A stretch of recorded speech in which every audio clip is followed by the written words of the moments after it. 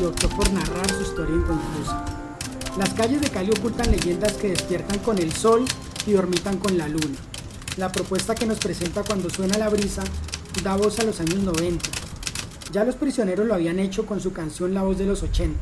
Lo propio había hecho Andrés Caicedo en los años 70 al presentar su obra cumbre Que viva la música, 1977. Emilio Salgado, poeta, músico y personaje principal, está recorrido por la imagen central que surca la novela. Su soledad y su tristeza también la siente Cali. Ese hecho nos adentra en la historia de un grupo de jóvenes desesperanzados. Una búsqueda de catarsis los reúne en torno a notas musicales, remembranzas y amores como metáforas fallidas. Para los adolescentes caleños de los años 90 no existía una obra que transmitiera esa sensación del desarraigo durante esos años. Julián Chang nos da la oportunidad de experimentarla, de la mano del grupo de amigos en quienes con sus añoranzas, en pro de hacer sus instantes mejores, prevaleció la nostalgia de estar atado a un sentimiento, al compás de música ligera, mientras que sus padres y uno que otro adulto solo atinaban a decirle: chico, tienes que cuidarte. Chang nos confronta con la probabilidad latente de que la banda sonora en nuestras vidas se modifique con el paso del tiempo. En su obra conserva la memoria de los valores de una época, de una Cali que ya no existe, que busca rehacerse, amparada en la evocación de aquello que la hizo en otrora una ciudad reconocida por su civismo. Cuando suena la brisa, nos reconecta con aquellas acuarelas urbanas que circundan nuestro terruño y con las emociones que éstas desbordan. La inocencia camina a la obra. Chang desmitifica las cosas demasiado elaboradas, brindándonos una prosa fresca. Quise hacer pues una contextualización desde mi sentir, porque yo soy de esa época, crecí pues alrededor de esos espacios con los que Chang contrasta su obra, la compasa, y siempre con la lectura de la novela estuve yo también haciendo mi propia búsqueda. Siempre me interesó reencontrarme con esos espacios, porque yo también fui muy de calle, muy de recorrerlos, de visitarlos, esos espacios que Julián trata ahí. Y en el proceso de la escritura del texto me quedé con esa duda que quisiera que Julián me la contestara, que ahorita lo estábamos hablando.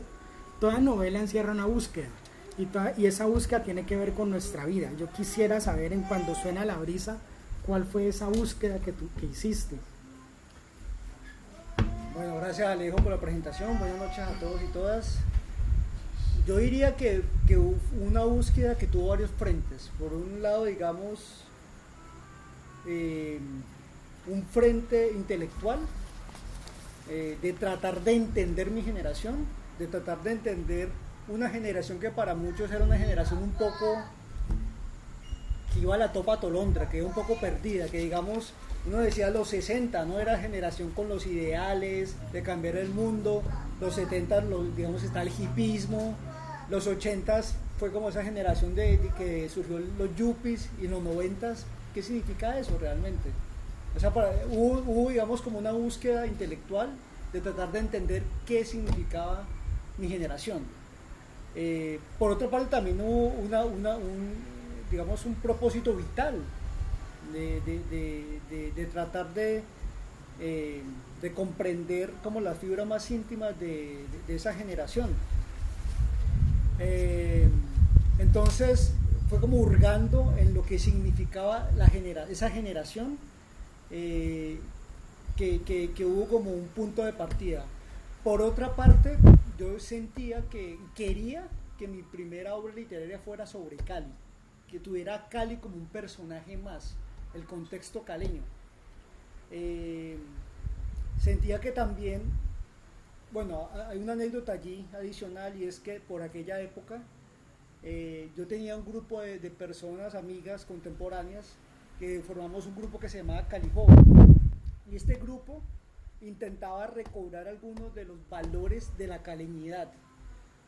Cali en los años 70, 80 era como la ciudad más referente de Colombia en muchos sentidos, era la ciudad más limpia, la de mejor tráfico, la ciudad ejemplar, y esos valores se habían refundido un poco. Entonces nos reunimos un grupo de personas tratando de mirar qué podíamos hacer de cara a rescatar esos valores. Y yo recuerdo que yo, como con mis inquietudes literarias, empecé a recabar y a encontrarme con que Cali estaba lleno de mitología urbana, de mitos urbanos. La misma fundación de Cali, las Tres Cruces, o sea, todo tenía un trasfondo mitológico. Entonces yo me dije, cuando empecé a escribir, uní esas dos búsquedas. La necesidad de preguntarle a mi generación qué significaba en términos existenciales, estéticos y vivenciales, y por otra parte llegar también al fondo de mi ciudad y saber qué significaba ser caleño. Entonces se unieron esos dos frentes de búsqueda existenciales en esta primera novela. Hay una duda que me surge a partir de lo que dices del tema existencial, del tema de la relación de los jóvenes con su ciudad. Yo considero que a mí personalmente en esa época la ciudad ayudó a que yo me volviera como un viejo prematuro, porque yo empecé a pensarme en mis relaciones en todos los contextos, desde el colegio, desde los procesos de las relaciones con los amigos, con las chicas, en otras dinámicas. Y si miramos desde el proceso de tu formación como en filosofía, hiciste una lectura de unos jóvenes que les tocó dejar de ser jóvenes demasiado pronto. En una de las entrevistas que te hicieron lo manifestaste. ¿Qué podrías de pronto acotar sobre ese punto exactamente? Digamos que allí, en la época en que estos jóvenes crecen, que fue la época en que crecimos nosotros, también hay como una coyuntura muy, muy fuerte en la ciudad, que no es el tema del narcotráfico, el tema de las bombas, de esta guerra de los carteles, que sin embargo no está allí, digamos que no es como el hilo central de la novela. Uh-huh. De alguna manera tangencialmente se siente esa atmósfera, ¿no?, de los carteles. Y claro, fueron jóvenes criados en ese contexto, tratando de buscar su identidad dentro de ese contexto tan hostil de alguna manera, refugiándose en lo que la mayoría de las jóvenes hacen, que es buscar elementos desde la música, sobre todo desde la música, referentes de identidad. Digamos que la mayor parte de los personajes apuntan hacia digamos que hacia el estereotipo de lo que se conoce como el joven caleño, que es un joven dicharachero, extrovertido, hablantinoso, pero el protagonista rompe un poco ese esquema. Es un personaje filosófico, introvertido, muy fino en términos interiores. El mismo narrador también es un personaje que también logra una afinidad con Emilio, con el personaje principal, y este narrador también es un personaje que tiene unas búsquedas un poco diferentes, ¿no? Es un tipo que lee. Entonces me quise hacer como ese contraste de esa juventud un poco más estereotipada, por decirlo de alguna manera, que busca la rumba, el bullicio muy propio de lo caleño, y estos personajes un poco más reposados e introspectivos. Entonces eso lo hice de una manera muy consciente, como ese juego de personalidades. Bueno, ese tema de las relaciones, cómo se van suscitando, está acompasado por el tema de los lugares que escogiste, los espacios en los cuales transcurre la historia, los bares, las discotecas. Háblanos un poco acerca de esos lugares y de esa relevancia o significación que tienen dentro de la novela. sobre por qué fueron escogidos, qué pasó exactamente allí en ese momento, esa selección de los espacios. Pues digamos también fueron los espacios que yo conocí en aquella época, que caminé de alguna manera, ¿no? Y ahí hay otro factor que quisiera adicionar, y es que digamos que yo me la jugué por pelados de clase media, ¿no? Clase media alta, media, como se quiera denominar. Entonces, esa posibilidad de esos de pelados de clase media me da la posibilidad de personas que caminaron un poco la ciudad, ciertos sectores de la ciudad. Ya digamos una novela sobre, no sé, sobre las barriadas, sobre Terrón Colorado, sobre Agua Blanca, hubiera sido otro tipo de novela, o una novela sobre pelados de la élite, del club campestre, del club Colombia, sería también otro tipo de novela, pero la escogencia de estos pelados de clase media me permitía adentrarme en San Fernando, en Tequendama, en ir a Pance, a bañarse en el río. Entonces fue una escogencia. Los lugares tienen que ver mucho con la escogencia de este grupo de amigos, porque, como te digo, son pelados desde mi concepción, más tirando a clase media, y esa clase media me permitía moverme con cierta facilidad por ciertos espacios de la ciudad. Y claro, la ciudad se convierte, como dije, en un protagonista. Yo quería que Cali fuera como tal, con su colorido, con sus músicas, con el champús, con el cholado, con la caleñidad protagonista, ¿no? Sin volverme muy costumbrista. Quise que estuviera, digamos, que la atmósfera caleña estuviera desperdigada a lo largo de las páginas.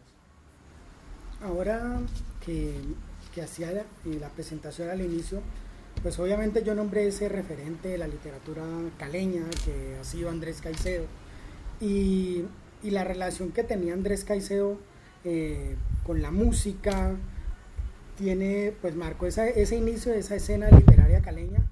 Y en el contexto de tu obra, de Cuando suena la brisa, también hay una relación con la música que está reflejada en ella. Quisiéramos... Sí, y de alguna manera yo soy hijo de Andrés Caicedo en ese sentido. ¿Por qué?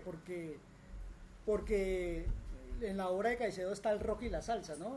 Digamos que María del Carmen primero se topa con el rock, en los Rolling Stones, con toda esta música anglo, y después descubre la salsa, ya como en el barrio. Y en ese sentido estoy muy influenciado por él, es decir, pero no de una manera tan directa, sino por mis propios gustos. Yo me acuerdo que cuando era pelado, los jueves íbamos a un bar que se llamaba Toledo, que era de rock en español, no sé si a vos te tocó, sí, que uno terminaba bailando prácticamente en las mesas porque se permitía, y uno por 5.000 pesos se tomaba toda la cerveza posible.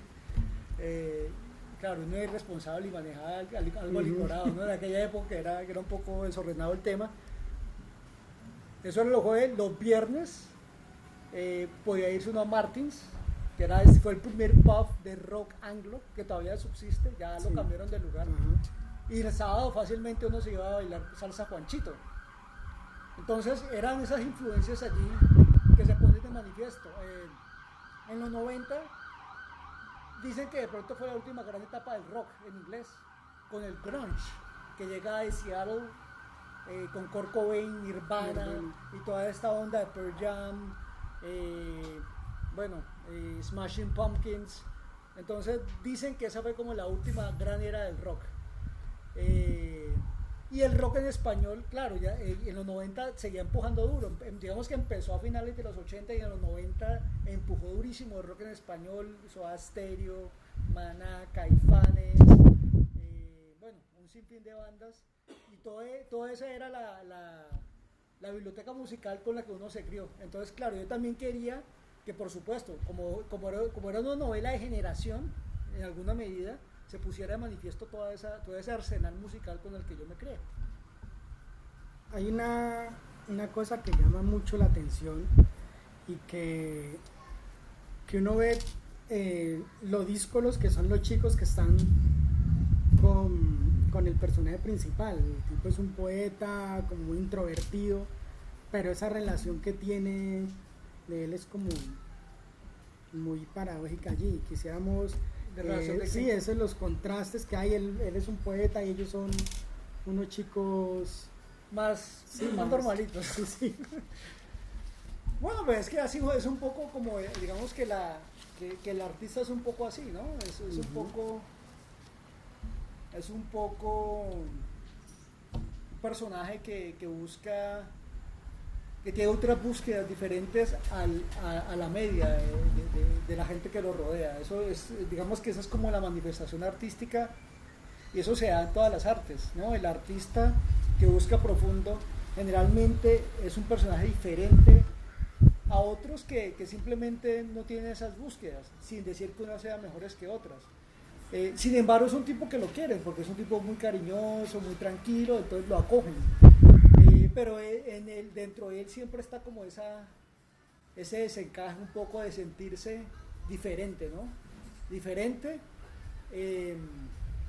Y claro, ahí viene, porque finalmente lo que hace esta novela es, como les decía, en un principio es una novela de generación,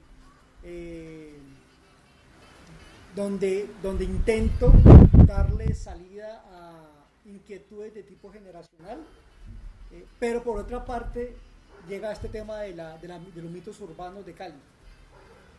Y lo que pasa es que ahí la gran metáfora que atraviesa la novela es que lo que le pasa a Emilio Salgado en términos de su mundo interno le pasa a la ciudad. Es como que hay una réplica, hay como es como un espejo la ciudad. Entonces cuando el personaje llora, tiene una gran tristeza, en la ciudad llueve. Si tiene una gran fiebre, pues hay unos calores insoportables. Entonces hay como una relación directa entre su mundo interior y lo que pasa en la ciudad. Y eso tiene una razón de ser.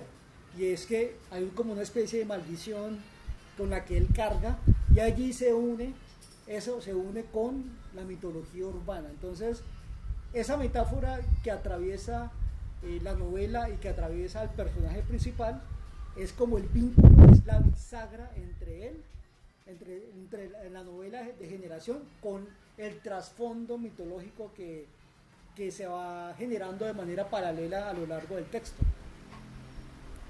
Esa propuesta de las mitologías urbanas de Cali, porque uno conoce el tema de Buciraco, el tema de la mano del negro, y, y así hemos tenido pues muchas historias que se han tejido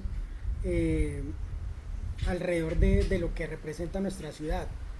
Me llama mucho la atención el tema también de la aparición del diablo en Juanchito. ¿Cómo hiciste para encadenar bien o tan bien logrado como lo hiciste dentro de la novela? Para... ¿La de Juanchito o en general? Sí, en general. Y él no, la de Juanchito más que todo. Pues la de Juanchito, pero yo creo que esa fue de nuestra época. Sí. Esa fue, yo me acuerdo que estaba en el colegio cuando el cuento era que el diablo se apareció bailando salsa en Juanchito. Hubo varias versiones, ¿no? Sí. En Agapito, que era que era un personaje bien parecido, alto, con unas botas tejanas, y que empieza a bailar y que resulta que tiene es un gran bailarín y todas las mujeres pues se derriten por bailar con el hombre, y mientras baila resulta que tiene unas pezuñas, ¿no? Unas patas como de cabra y se va transformando y la gente se desmayó. Y hay varias versiones de dónde fue, cuándo fue exactamente, pero eso fue, yo me acuerdo que fue un momento en que ese mito se esparció de gran manera. Se habló de mucho de ti. Pero lo curioso, Oscar, es que yo me doy cuenta después que ese mismo mito existe en otras culturas de maneras diferentes. Y así uno se da cuenta que los mitos atraviesan las diferentes culturas. Entonces ahí uno hace como tratando de intelectualmente entender el fenómeno, uno dice, esto puede ser los arquetipos de Jung, ¿no? Eso, el inconsciente colectivo, estos modelos que perviven más allá de la conciencia colectiva, que están en diferentes culturas. Entonces, si uno se pone a ver el patito feo de Hans Christian Andersen, eso es Betty la Fea en últimas. Entonces son esos arquetipos que nosotros lo adoptamos de una manera y le pusimos, digamos, las florituras tropicales de nuestro entorno. Pero claro, ese mito puntualmente era fue noventero, de los 90, y había que incluirlo. Entonces, inclusive, dentro del orden de los mitos como van apareciendo es de los últimos, cuando el tipo ya está bailando, se acerca pues como el duelo. Entonces, los mitos los construí también un poco en orden, y uno se termina de enterar de las cosas, porque por ejemplo, muchos investigadores de cómo los chinos llegaron a Buenaventura, he hablado con un par de personajes que me entrevistaron, inclusive yo escribí un artículo para una revista investigando cómo llegó mi abuelo, mi padre y todo esto. Uno es profesor de la Universidad de Antioquia y otro está ahorita, era de los Andes y ahorita está en la Universidad de China, de Beijing, doctorado allá, y somos muy buenos amigos. Y me enteré hace poco que una de las 3 cruces fue donada por la comunidad china, algo que yo no tenía ni idea. Pero me di cuenta fue después de la novela, fue hablando con estos investigadores de la cultura china que me datearon de eso. No tenía ni idea que la comunidad china en Cali donó una de las 3 cruces.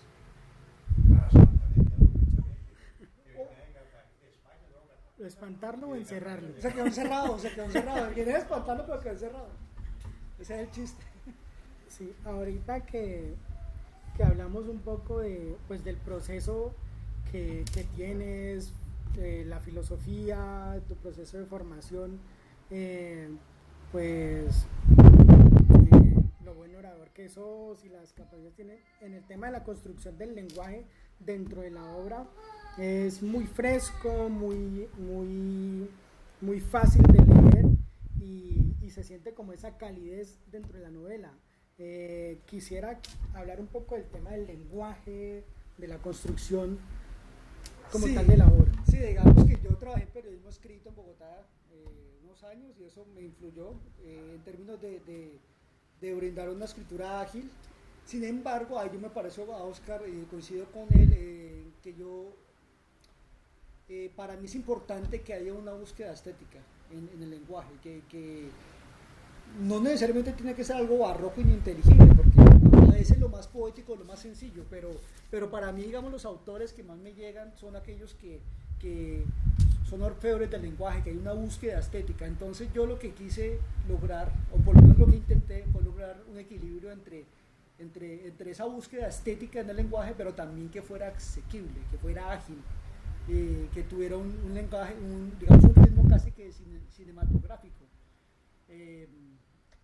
Y leer mucha poesía también ayuda, ¿no? Como no solamente el lenguaje, sino como el aura, como la especie, como el trasfondo, como la atmósfera, esa aura que cubre, como ese velo poético, que no necesariamente tiene que estar lleno de metáforas, sino que cuando tú leas un texto sientas que hay como ese buque, que cuando uno se toma un buen vino, que uno lo siente también, que hay como una atmósfera poética que se va revelando. Entonces eso fue lo que yo intenté, no sé si lo logré, pero fue lo que yo intenté. Hay pues algo que yo siempre lo trato de profundizar es, yo tengo una relación muy fuerte con la literatura, pues porque tuve muy buenos profesores de literatura. Entonces los culpables que yo terminara, después de que terminé comunicación social, haciendo literatura en Univalle, fueron esos profesores. Y yo podría hablar de mis referentes literarios desde mis profesores.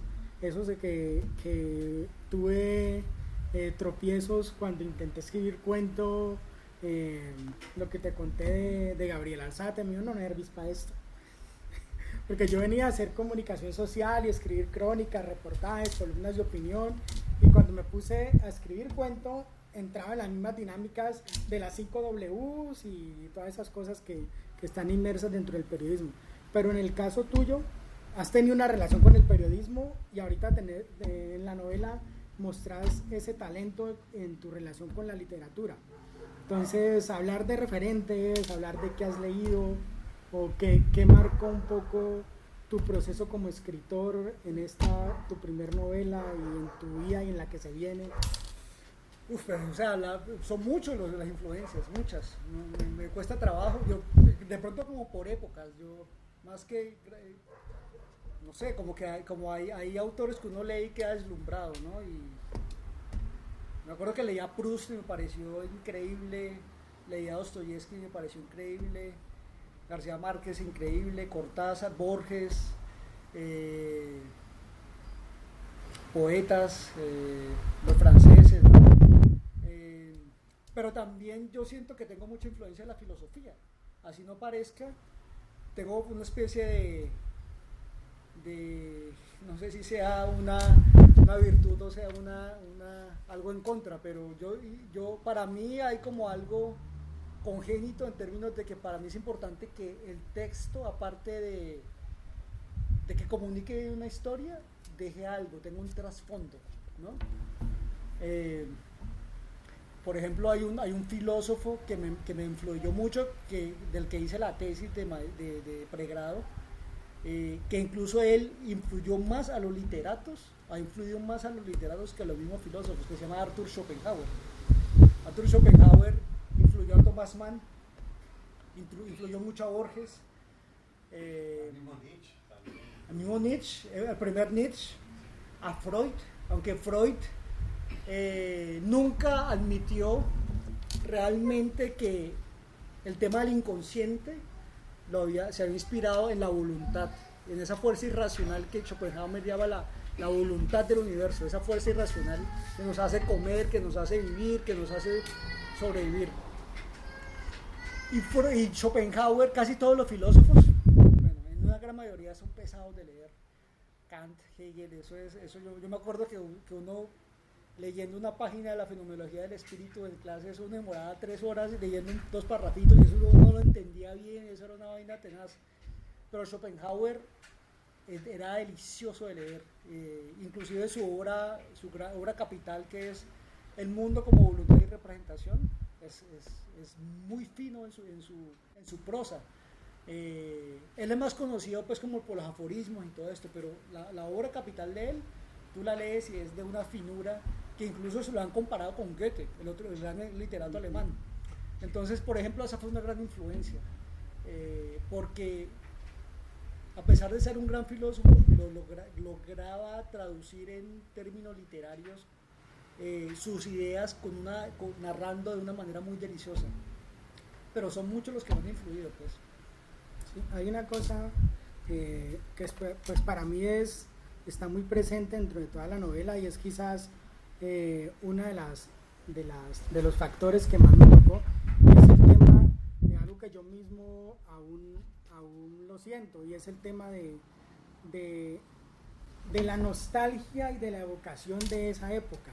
Para mí personalmente, el tiempo las experiencias que yo tuve, los tiempos que viví en esa época, esos espacios, las relaciones tan diferentes que se gestaron entre la clase de jóvenes que éramos con mis amigos, hay una evocación y una cuestión muy profunda de quizás cosas que yo no superé,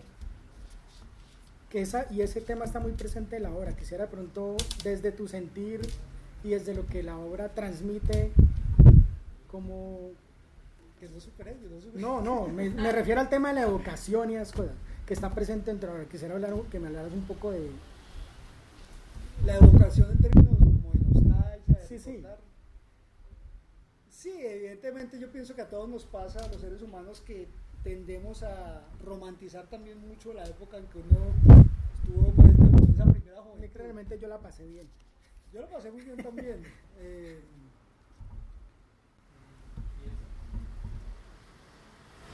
Claro, y cuando uno compara el mundo actual, pues, esa comparación lo hace uno desevocar, es decir, yo me acuerdo que uno esperaba el CD para comprarlo y uno lo compraba o el acetato en su momento dado y era una cosa que uno escuchaba todos los días, todas las canciones, y descubría un par de canciones que no eran conocidas pero que a uno le gustaban.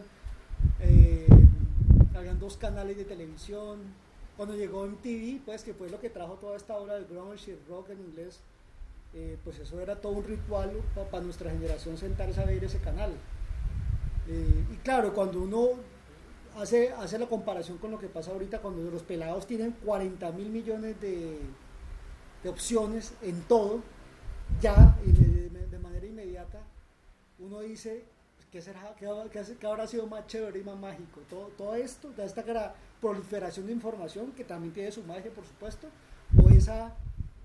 o como esa especie de rituales que uno tenía en todo sentido, como que se abrió un lugar y no había Instagram, no había la foto, sino que le contaban a uno que ese lugar había sido, que era la berraquera, y uno iba y efectivamente uno lo comprobaba o simplemente lo negaba.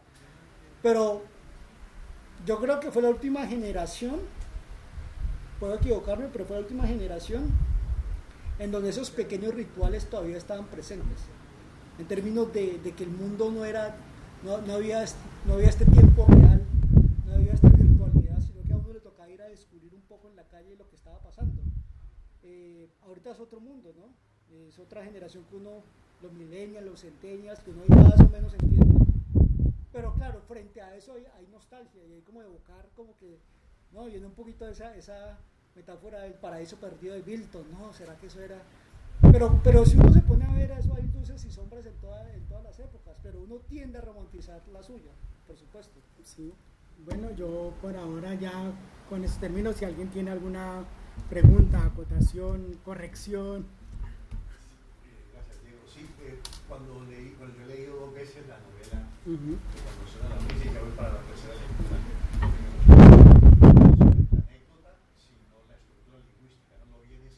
Y ahí cuando uno se da cuenta lo elaborada que fue la novela, se nota Julián cómo la corrigió y cómo la corrigió, ¿no? Como dice Alfonso Reyes, ¿no? El escritor mexicano, que dice que uno publica para no seguir corrigiendo más, que se llama de corregir. Y se ve que Julián la publicó porque la corregiste demasiado porque está muy bien escrita. Cuando leí la novela por primera vez y tuve la oportunidad de presentársela en la feria del libro del dije yo, bueno, ¿y cuántas novelas hay sobre Cali? Pensé, ¿no? Para la manera de prolegómeno, no solamente, porque es que he notado que cuando se habla de la novela de Cali, inmediatamente se habla de Andrés Caicedo, inmediatamente que iba la música. Entonces yo decía, hubo otras novelas seguramente que hablaron de Cali. Entonces me fui al origen, entre comillas, y caí a la Feria Real. Una novela muy caleña, de Eustaquio Palacios, la historia de Daniel y de Inés de Lara, y aunque se enfoque aquí en este lugar de Cañas Gordas, vienen mucho a Cali, a sus asuntos económicos. Yo decía, no, la novela sobre Cali fue la Feria Real, pensé, y creo que ustedes lo saben. Pero también acudí a Jorge Isaacs como escritor caleño, que todavía se tiene dudas si es caleño o nació en el Chocó, porque de él no hay fe de bautismo, no se sabe dónde nació el tipo de Isaacs. Y entonces releí Jorge María, y la única referencia que hay sobre Cali es cuando el doctor Maín, que es el que examina a María pues por su supuesta enfermedad de epilepsia, que en últimas no tiene ninguna enfermedad, sino que muere de tristeza pues de que su amor se va para Londres. El único momento en que se habla en María de Cali es cuando el doctor Maín le dice a su papá, entre comillas, lleve la Cali donde médico. Y es el único momento en que la novela habla de Cali, pero solamente porque vienen a un consultorio, examinan a María y dicen, ya no tiene nada. Y vuelven otra vez a la casa de la sierra, que es como se llama realmente esa casa, no se llama el paraíso, se llama la casa de la sierra. Entonces hay un pasaje en que Efraín le dice a María, habremos destacado que esta casa fue un paraíso, se le llama el paraíso, pero bueno, es la casa de la sierra. Entonces, esa novela María no es caleña, solamente el momento en que la llevan al consultorio y vuelven y la regresan a soldados de Yamaine de Cali. No, de Caucana de pronto, ¿no? Sí, exacto, pero no de Cali, pero sí la de la Real. Y yo, ¿cuál otra? Entonces llegué a Celere, de Alberto Esquivel, y es muy caleña, muy coloquial, y con el diálogo de los bazuqueros, los marihuaneros, es que mi gente, es que tal y que la perica nada, es un discurso muy ameno, pero es muy caleña. Además ganó un premio, creo, con Planeta. Sí. Luego de otra novela sobre Cali, entonces leí la de Fabio Martínez, que se llama Beethoven también tiene tumbado, y es muy caleña. El tumbado de Beethoven. El tumbado de Beethoven. Muy caleña, muy chévere, bien escrita y es el estilo de Fabio, ¿no? Muy lleno de humor. Entonces dije yo, ¿cuál otra? Bueno, que iba la música, todos lo sabemos. ¿Cuál? Hay una que habla que es en relación con el mar, que no me acuerdo de quién es en este momento. Sí, del mar. Sí, ¿Cuál? claro. La de Edgar Collazos, ¿Cómo se llama? El demonio en la proa, ¿no?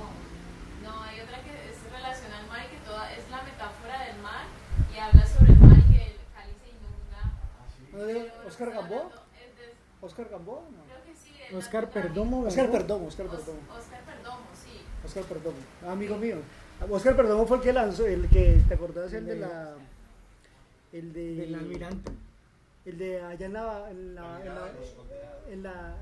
que vos fuiste al conversatorio, el de allá en la Guajira arriba. El del almirante Padilla. El almirante Padilla. Sí, Ese sí. es Perdomo. Sí, sí.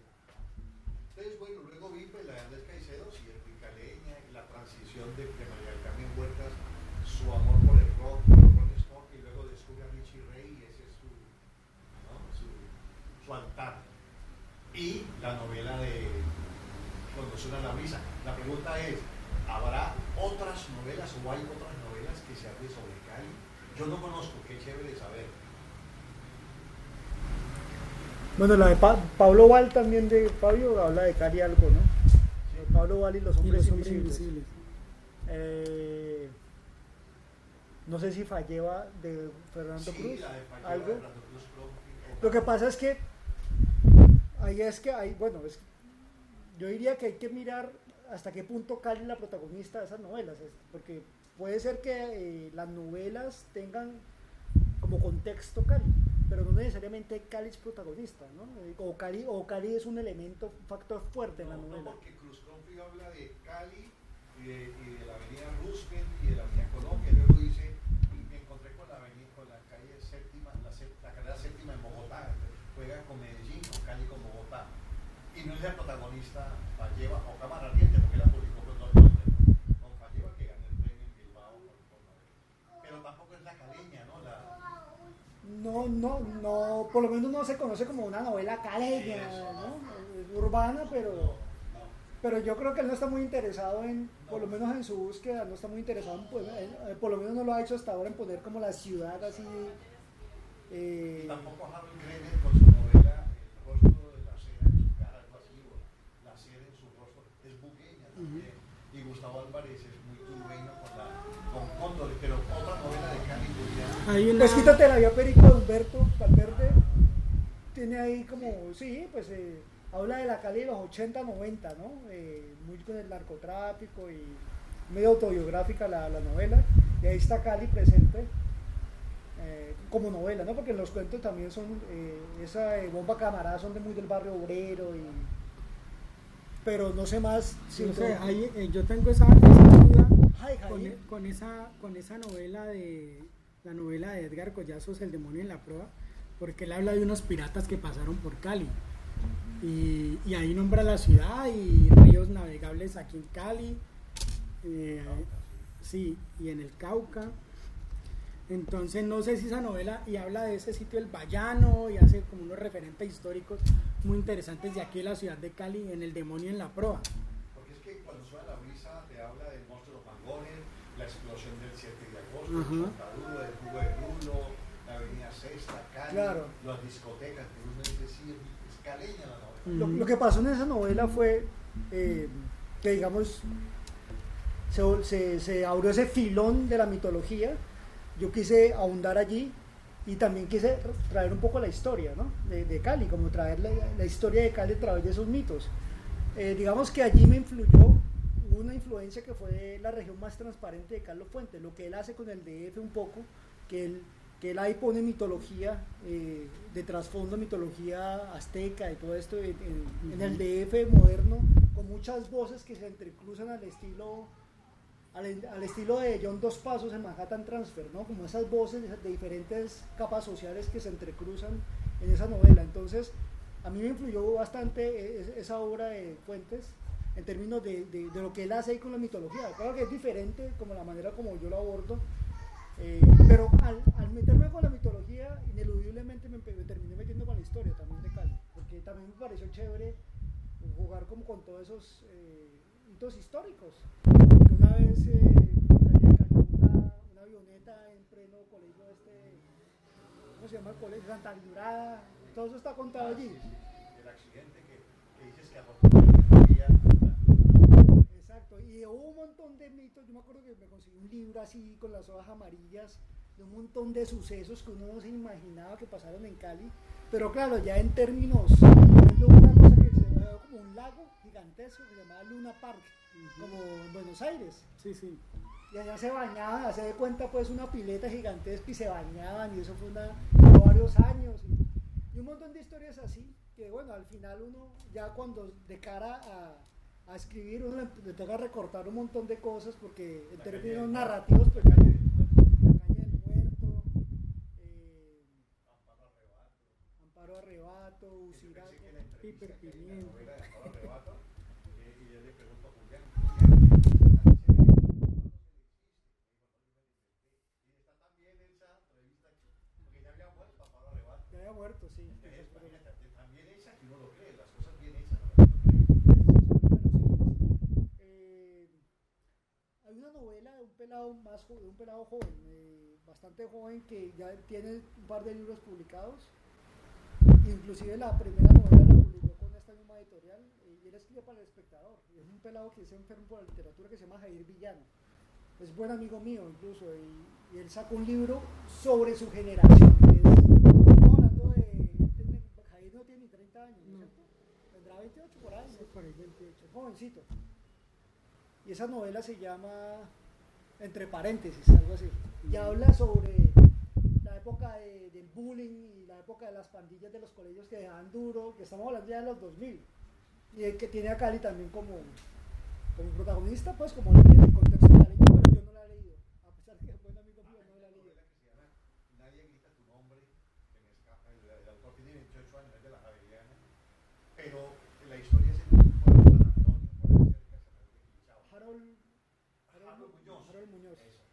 Y cuando llega la niña que se viene, que se va del pueblo, porque su madre muere una niña, pues explota la niña, muere, la abuela la quiere explotar, y se viene para Cali, pero habla muy poco de Cali, ¿no? A vez de tocar marimba y vive de tocar marimba, pero habla muy poco de Cali, pero tampoco se podría decir.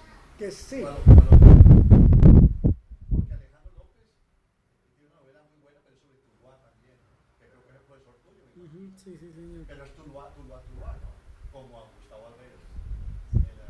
Con Cartago. ¿Cuál otra novela? Yo porque también la quisiera leer también, ¿no? ¿Novelas o? Porque yo cuento sí conozco, pues. Sí. No, novela. Novela. No conozco más. No creo que se haya escrito mucho tampoco. Yo hice algo, una novela, pero es muy San Antonio. Claro. Pero es San Antonio, no hablo de Cali. No, y también me parece que la obra tuya es interesante porque está recobrando una época y ciertos lugares que también están en el contexto de la literatura local, pues, como que hablar de San Antonio, hablar de las barras, hablar de Granada, ¿no? Eso también es... La literatura no necesariamente se da en el tiempo, es decir, el autor no necesariamente escribe en el momento que está ahí, eso puede pasar muchos años, y ahí la literatura recrea todo un contexto que ya pasó a partir de su mirada, ¿no? de su búsqueda estética. ¿Cuál ha sido la mejor crítica que te han hecho a la novela? Que te han dicho, me encantó esto, ABCD. Yo quiero a veces escuchar a Rafael Bugamis, es un comentario extraordinario, pero lo que has escuchado de tu novela que te han dicho, uy, lo logré.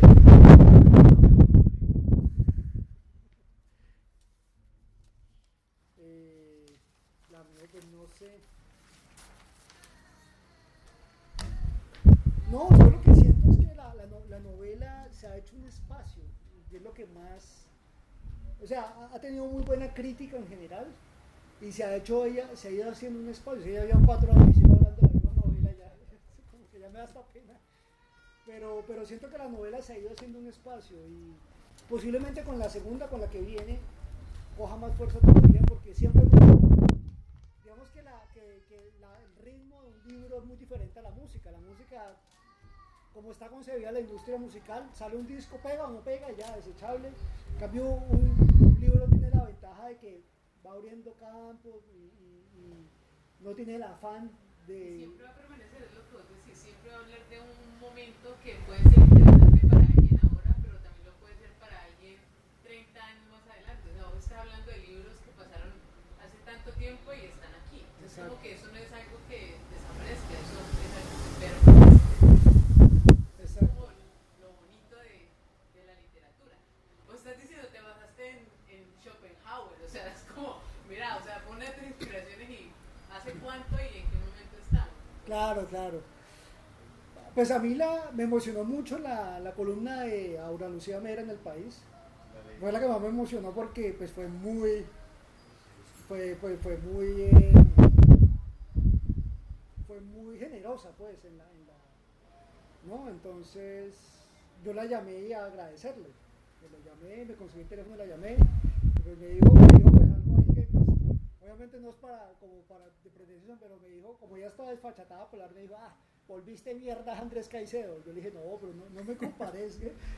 La gente tiende como a compararlo a uno pero eso es normal, porque también es la forma en que la gente conoce y como que buscar referentes. El artículo de Alejo me gustó mucho también, en la palabra, me pareció muy bien logrado. Mira que no lo has preguntado, y me lo preguntará seguramente, pero cuando leí la novela, no sé que cuando terminé, no la pensé lo mismo. No dije que lo viste mierda como a la Lucía, pero sí algo bosta, que es lo mismo. La bosta. Sí, porque el Andrés Caicedo se le escribió de un tirón y no hubo esa elaboración, ese pulir, ¿no? Ese corregir, ¿no? Yo creo que él posiblemente tenía el cronómetro ahí marcándole y que no pasara los 25 pero años. Cuando las leí, sí, y no nos conocíamos cuando la leí por primera vez. Y cuando la leí yo dije, en España se utiliza mucho el término de acabó con el cuadro, o le dio el baño, cuando alguien acaba con otro, ¿no? Le acabó con el cuadro, o le dio el baño. En España se usa mucho esa expresión. Y cuando la terminé yo dije, le dio el baño.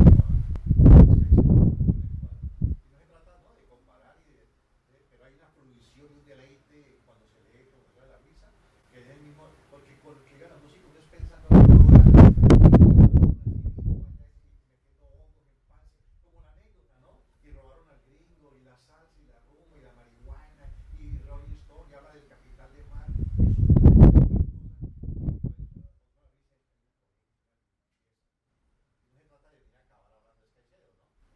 Sí, no, indudablemente él tiene un valor increíble.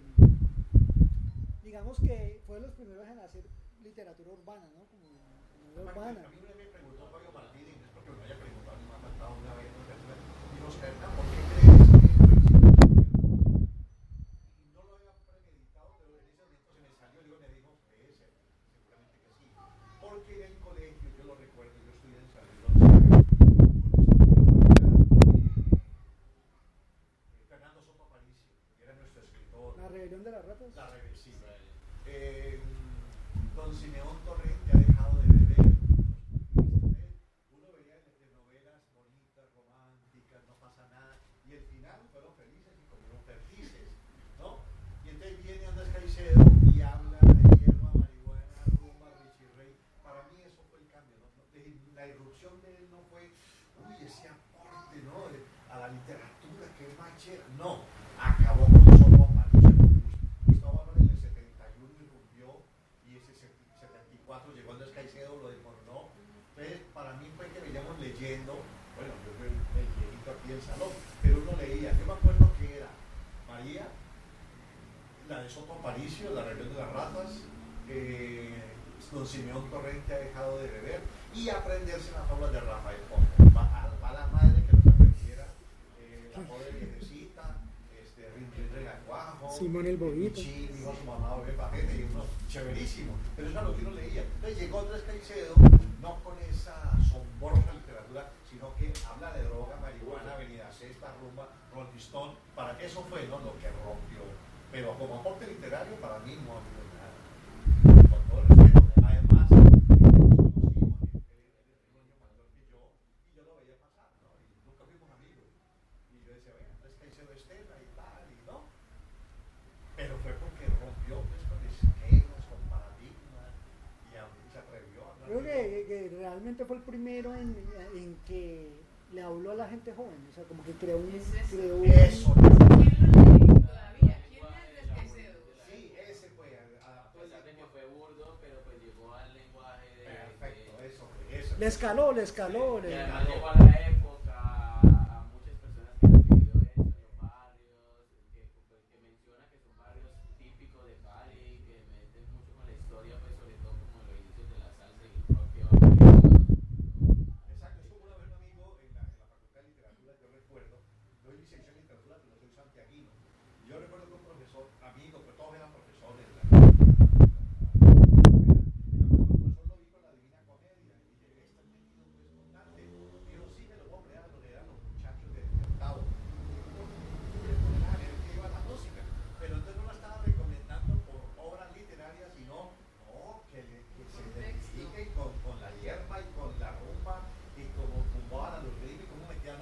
dijo, y dijeron, de verdad, casi te echaste del colegio. Se mete con todo un entramado Claro, religioso ahí. pasar de infierno a purgatorio, el paraíso, para que eran que allá arriba, ponerlos a leer que la avenida César, yo pasaba por aquí, Pance, yo iba al río, marihuana, a lo mejor dice que ellos fuman marihuana, creo yo, ¿no? Con el respeto, y soy muy amigo de María Eugenia y María Rosario, sus hermanas, porque ellas se graduaron en el liceo de la casa con mis hermanas, de no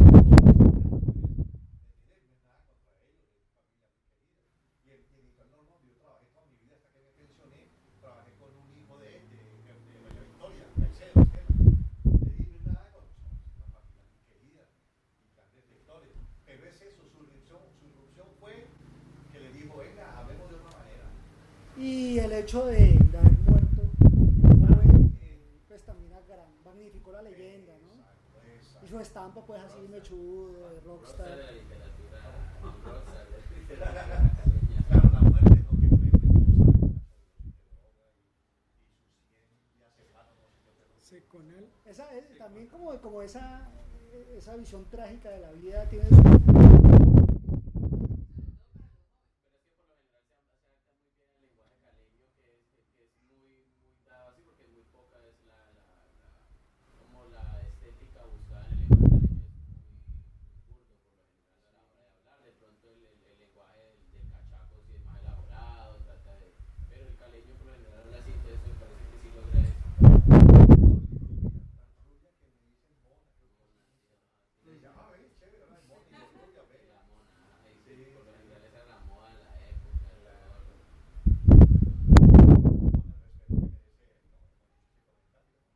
Ahora, yo creo que la gran novela de Vallecaucana está por escribirse también. Yo creo No me que... acuerdo del apellido, pero hay un escritor que es de Pasto, pero hace una novela sobre Cali. Sí, de hecho la presentó hace poco, o la acabo de presentar, se llama Eduardo, no me acuerdo del apellido, pero él es de Pasto. Vino pues y se sintió muy acogido con la ciudad, de hecho ha trabajado, digamos, diseñando las carrozas de la feria de Cali y demás, siempre ha estado vinculado con la cultura caleña. Y está terminando hace poco una novela que habla mucho sobre Cali también. Entonces, pues va a ser como un homenaje de lo que él se llama la ciudad de Babel. La ciudad de Babel, hay que pillarla. Me quedo cuando suena la brisa. No lo he leído, hay que leerlo. Ya, tiene que comprar el libro y no dice que es el film. No, mira, lo que estoy diciendo, Julián, lo que he dicho, he comentado, y la reflexión fibrosa que hice, la hice creo que un año antes de conocerlo. No, además, mira, ahora como en el contexto, yo la verdad no he leído el libro. Y tampoco sabía quién era Julián. Y cuando salió el evento, entonces como que ves que va a ser un y el primer comentario que alguien me hizo fue como que, es que él es mejor que Andrés Caicedo y sin tanto drama. Entonces claro, yo dije como, ¿por qué el drama? Y dice como, pues él no es suicidó. O sea, fue como, es que ese tipo de referencias que hay. ¿Me comentaron? Sí. ¿De Alejo no? No, una compañera por fuera, porque yo no sabía del texto, entonces cuando ella sí conocía, entonces fue como, Qué interesante. Lo que sí me ha sorprendido hoy es que hayas sufrido una gran influencia de Arthur Schopenhauer, porque tu novela es optimista y yo cada vez que leo a Schopenhauer me provoca de tanto el No, pero fíjate que... pesimismo. Pero eso es un poco la... El plot twist que le diste a... ¿Para qué vivimos si somos mierda? Pero no, pero digamos que esa es la interpretación que nace a partir de los aforismos, como que es más conocido, ¿no? Que dice unas cosas fuertísimas además, como que, por ejemplo, eran recontra misóginas, entonces como que la mujer es el animal de pelo largo y cortas ideas, unas cosas barbarísimas que decía y era un neurótico él como persona. Pero en la filosofía de él es muy interesante porque, hasta luego, porque él habla de que la voluntad, que es esta puesta por el instinto, se agota en el mundo empírico y que ahí no hay salvación, o sea, siempre estamos buscando, anhelando, siempre vivimos como insatisfechos, pero él le da un giro muy interesante y él dice la única salida, hay dos salidas, el arte y el misticismo, el ascetismo. Entonces ahí se mete con la filosofía oriental y se mete, él dice que con el budismo, con el hinduismo, diciendo que tratando de minimizar el instinto, aplacar esa fuerza instintiva, empezamos realmente a vivir.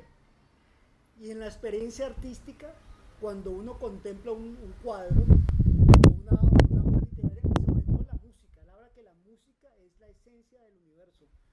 Cuando uno accede a la experiencia estética, uno se desvincula del espacio y el tiempo y se desvincula del sufrimiento que conlleva el ansiar de manera permanente. Entonces él tiene unas luces allí muy bonitas dentro de su sistema filosófico.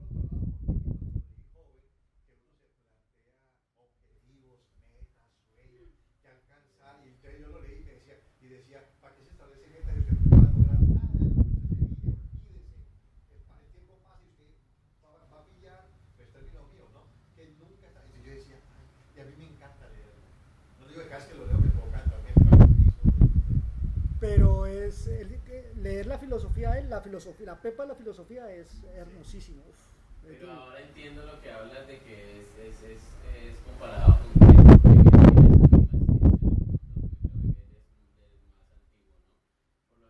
poco, sí. Los pensadores alemanes traen como una corriente de pensamiento que es Romanticismo. exacto. Romanticismo. Y ellos exacto, Goethe es el que inicia esta belleza de escritura alemana porque es el que romantiza así las poesías pues allá que es como ¿cómo se dice? Como el referente pues en cuanto a la poesía primaria pues donde una espada hace una revolución, pero también tiene ese fondo de que del oriental donde se habla del espíritu y la naturaleza, de que el arte hace parte de la parte natural y que el espíritu se refina y bueno, y que de hecho él llega como hasta hablar de que hay personas que nacen con tendencias hacia lo natural o con tendencias hacia lo espiritual. Tu personaje con su tendencia al espíritu y su necesidad era sublimarse, puede llegar al éter ya, que el espíritu baja y le dice, no señor, usted me parece a mí, usted tiene algo muy parecido en cuanto a la forma en la que de pronto desea llegar a su espíritu. Nos parece posible donde Fausto decía, bueno, tomar a Mefistófeles su viaje por el mundo de la naturaleza y el conocer a las mujeres y el conocer cómo les manejan los hombres.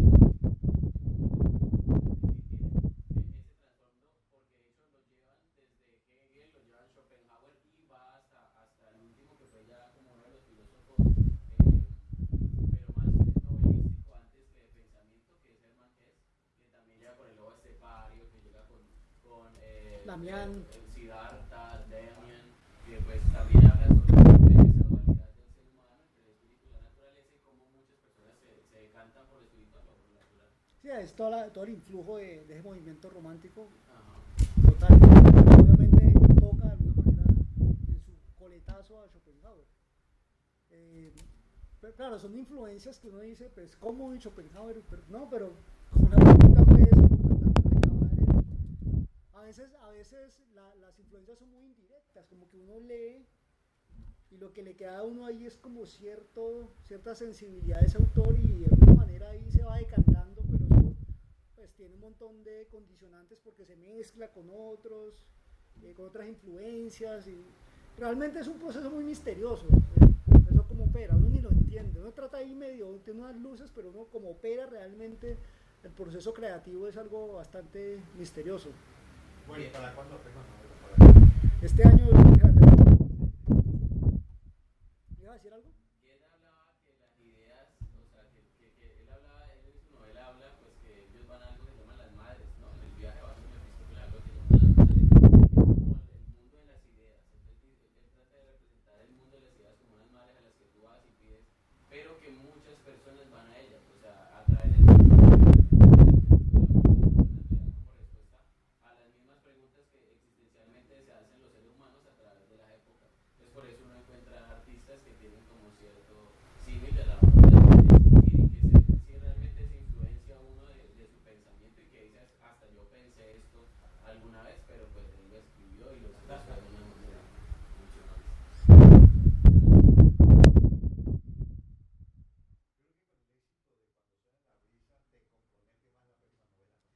claro, por eso me he demorado tanto.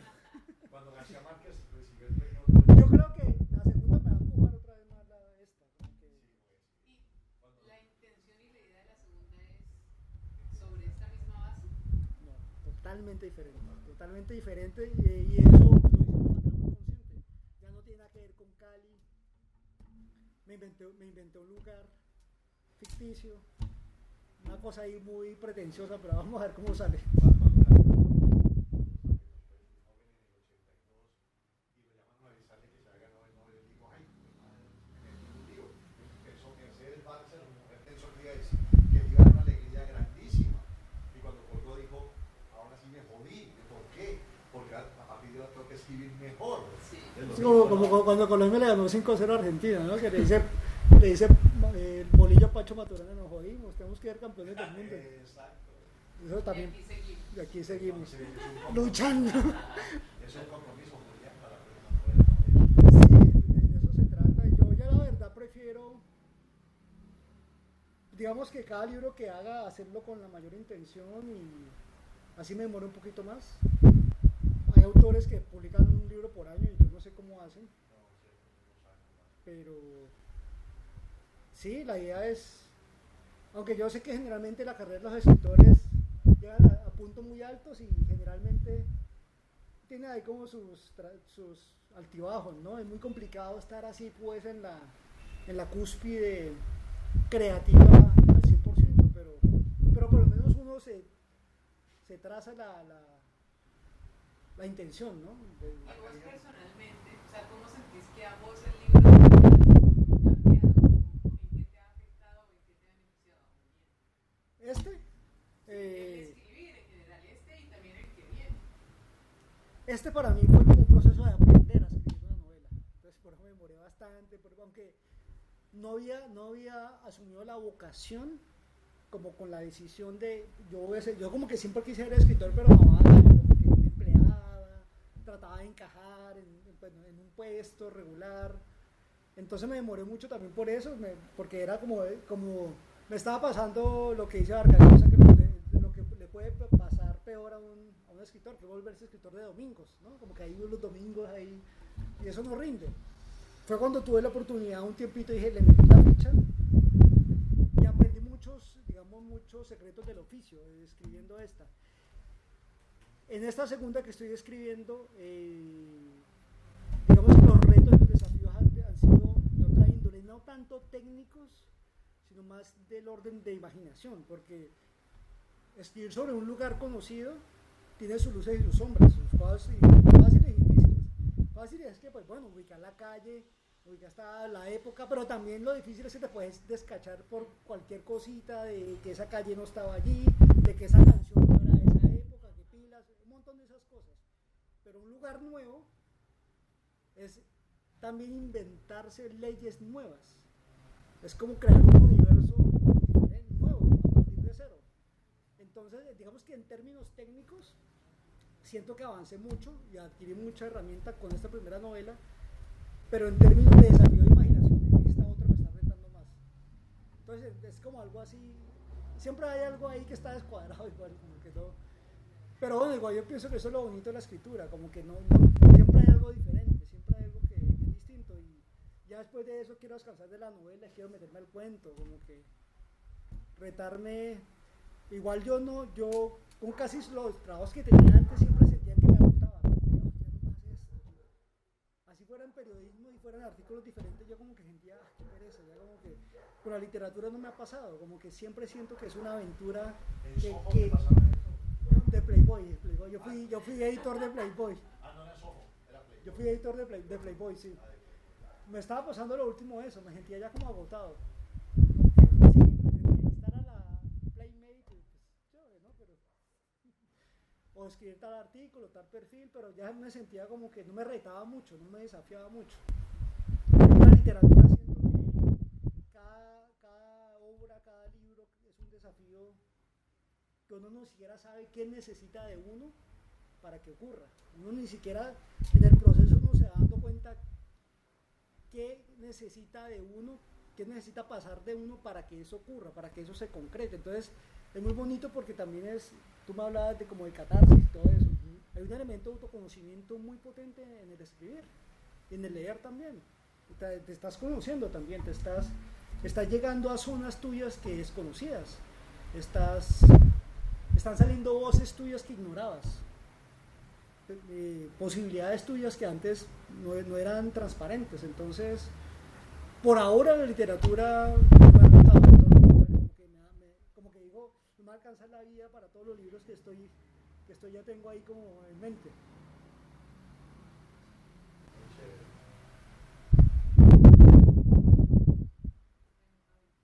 No, les agradezco mucho esta charla pequeña, íntima. Me siento muy contento de que hayan venido y le deseo la mejor de las suertes a este lugar. Muchas gracias. Gracias, Alejo. Sí, Alejo, gracias porque también parte vos estás aquí también por Alejo, entonces es como agradecerles a los dos y a ustedes también por estar aquí. Y por compartir toda esa experiencia y todo eso. Es muy chévere además por lo que te digo, porque es como uno desconoce muchas cosas y después se da cuenta que hay otras personas que dicen como no, es que eso es de admirar. Incluso te recomiendo mucho, hay un espacio en San Fernando que es Café Libros. La chica que es la dueña del espacio nuevo es en San Fernando. ¿Es nuevo? Sí, es un espacio nuevo. Abrieron hace como 3 semanas. Se llama Café Arte y La chica. no tengo idea.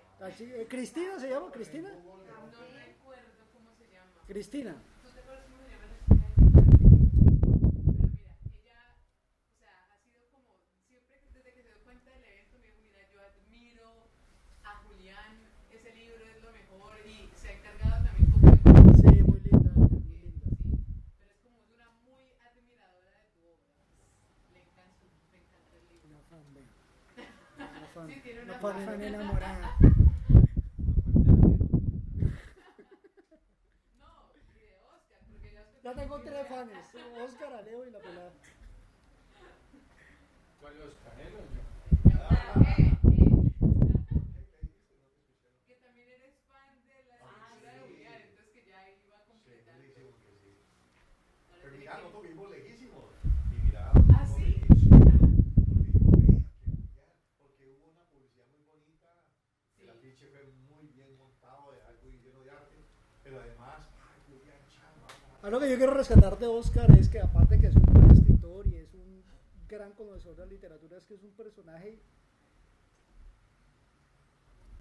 en este tema de la literatura hay muy unos ecos, una cosa violenta.